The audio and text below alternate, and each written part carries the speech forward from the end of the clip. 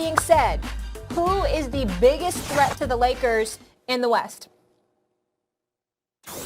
I actually think, based on what I've seen so far in the offseason, where I think the Nuggets really didn't take a step forward, where I think the Clippers maybe got marginally better with the Ibaka signing, where I look around, obviously the Warriors are hobbled. I think it's the Mavericks if they stay healthy. Porzingis won't start the season because they're being very careful with his knee. But assuming that he is rested and healthy and he'll have most of a regular season to ramp up and to make sure he's in shape for the playoffs. In fact, he's going to play, especially considering the start date of the season, he's going to play the vast majority of the regular season, knock wood. I look at that Mavericks series against the Clippers, and I thought the Clippers were lucky to get past them. The Mavericks, don't forget, the Clippers were lucky when Porzingis got ejected for something he shouldn't have been ejected for. They won that game, and then eventually Porzingis couldn't play, and they won out. But I thought the Mavericks were the better team based on what I saw, and when both teams were at full strength, they were better. And by the way, Luka Doncic is a superstar. And he's so young, he is likely to get better. There's actually room for improvement in his game. He can shoot the ball better. He takes a lot of threes, but he can shoot the ball better, and he looks like a shooter. Like when he shoots the ball, you go, yeah, that looks good. I expect his shooting to get better, Stephen A., which is scary when you think about it. I expect his defense to get better because he's not a good defender, although maybe not quite as bad as his reputation at this point. When I look at Kleber and the roster surrounding these guys, they have length, they have shooting.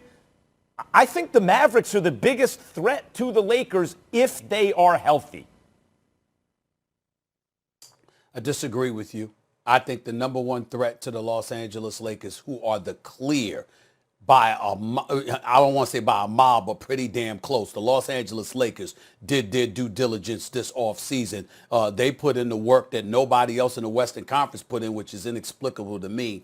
And I think acquiring a guy like, Montrezl Harrell, keeping Morris, adding what they added to the equation, trade and what have you, I definitely think that the Los Angeles Lakers are the clear prohibitive favorite. Number two behind them would be the Los Angeles Clippers.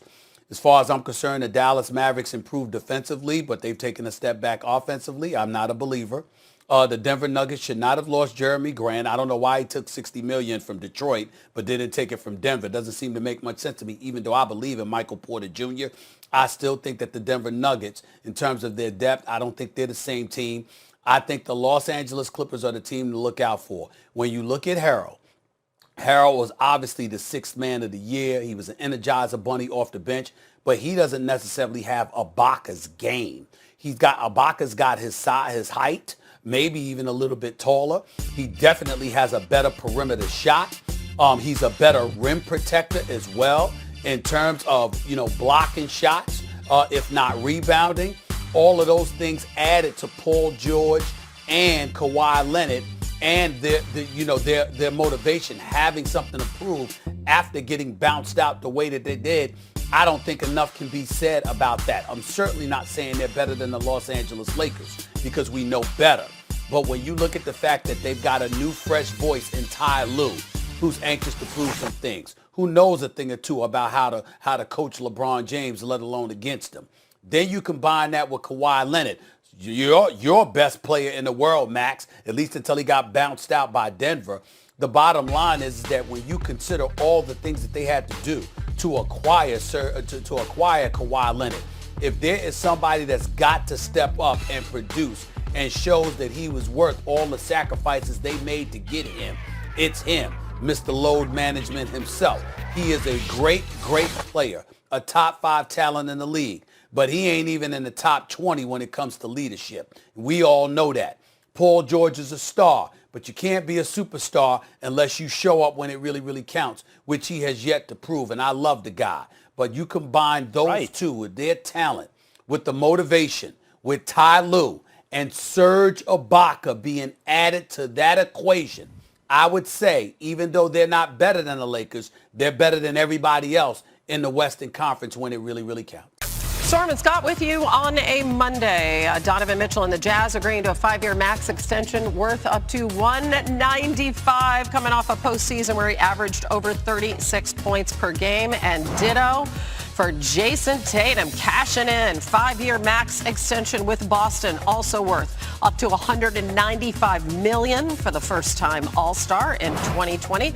Lakers agreed to a deal with Marc Gasol, the defending champs, reworking that front court. They also traded JaVale McGee to the Cavs to clear up space for his signing. And the man, he's not even the man, the myth. He's the man, the legend. Adrian Wojnarowski just working like crazy. The draft, free agency, insane. All right. So obviously the Lakers aren't resting on their laurels, right? So they trade for Dennis Schroeder. They add Gasol. They add Montrezl Harrell. What are you hearing about everything they're doing this offseason? Well, it's pretty rare when a defending champion actually upgrades their bench and upgrades on players who helped them win a title. Rajon Rondo went to Atlanta. Dwight Howard goes to Philly. So they bring in Dennis Schroeder in a trade, a Sixth Man of the Year candidate.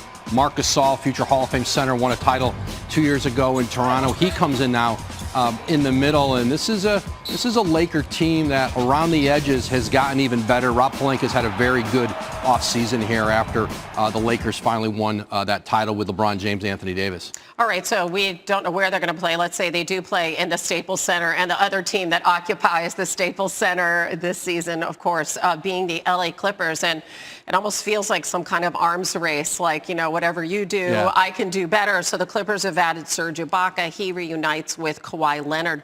I mean, what does that mean for the rivalry going forward? Yeah, the Clippers have catching up to do, and it always seems like the Clippers and Lakers are competing very often for the same players. But the Clippers wanted to keep some of their key guys. Marcus Morris, they signed to a 4-year, $64 million deal. Markieff's brother, bringing him back was important. And the Serge Ibaka commitment was huge for the Clippers. It gives them a veteran front court player, can play both spots, and they still have more work to do. Luke Kennard comes in from Detroit, who can play both guard spots, give them some good minutes there. And, they still have a few more roster spots. Reggie Jackson, who they signed last year, he's a possibility. He might be able to return to that Clipper bench. But, with Ty Lue, this is a different team now, and this is a different head coach and a little different way of looking at things. But the Clippers know they've got a gap to close with the Lakers. Really quickly, do you have a sense of how involved Ty Lue is with these personnel decisions, how front and center he is with what's happening there? Yeah, it's a pretty collaborative place there. Lawrence Frank, Mike Winger, their front office, they spend a lot of time talking with Ty Lue about how pieces fit and how they want to play. And I know that's a conversation they have every day. It's just so fascinating to have these two teams in the same building. Clippers still trying to battle for the soul of LA, and the schedule comes out December 1st, so we'll see when they play head-to-head. All right. Thanks, Hannah. Thanks for all your hard work, Woj. We appreciate it. For NBA insider Brian Windhorst. So can we start with Giannis, our two-time reigning NBA MVP, because he enters the final season of his contract, as we all know, but he could sign the Supermax, 5 years, $228 million, to remain with the Bucks. What sort of ripple effect could that have, Wendy, on the rest of the league going forward? Well, Hannah, it's really everything. To be honest with you, we just had the craziest week of NBA transactions in league history, but nothing is more important than waiting on this Giannis extension. If he extends, the Bucks are the gigantic winners of this offseason. If he does not extend, we're going to see a mad rush and dash to prepare for his possible free agency next summer. And if you look at moves that teams have made across the league, whether it's the Miami Heat signing 4 players to 1-year contracts, whether it's the Toronto Raptors tailoring the contracts of their players so that they have more room next year, or the Dallas Mavericks making trades to clear off guaranteed money, those teams believe there's a chance that Giannis may not sign it. And so the whole league, in one way or another, is saying